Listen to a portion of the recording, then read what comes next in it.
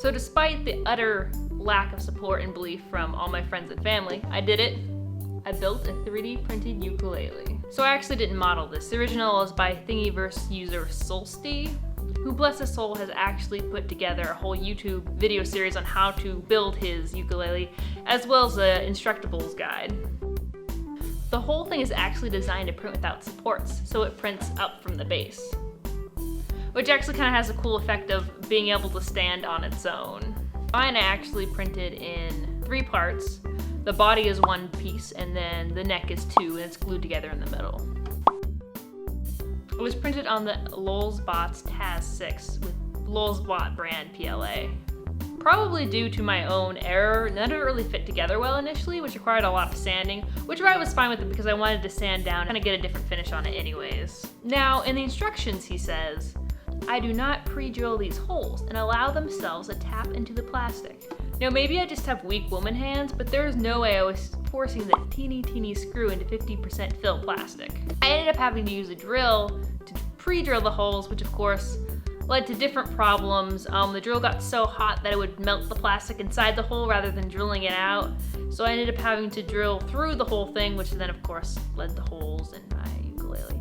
But I just covered it up with this decorative headpiece and some filler, and no one's the wiser. One thing that I did have a problem with is, since the top nut didn't print correctly, I had to melt it with a needle, but then of course this ended up ruining it a little bit, and the strings were buzzing, so I just put some hot glue in there and put the string back in and called it a day. Another problem that I ran into was the holes in the bottom didn't print correctly, so I had to end up heating a needle and sticking it through to melt the hole open.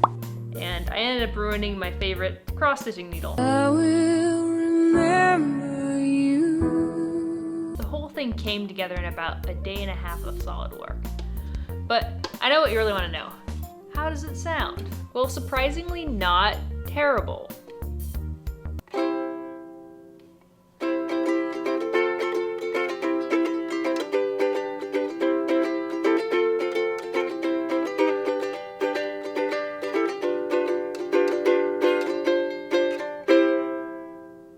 So I think my main complaint is it's pretty quiet, but as you can see the bodies are really small, so it's really inevitable.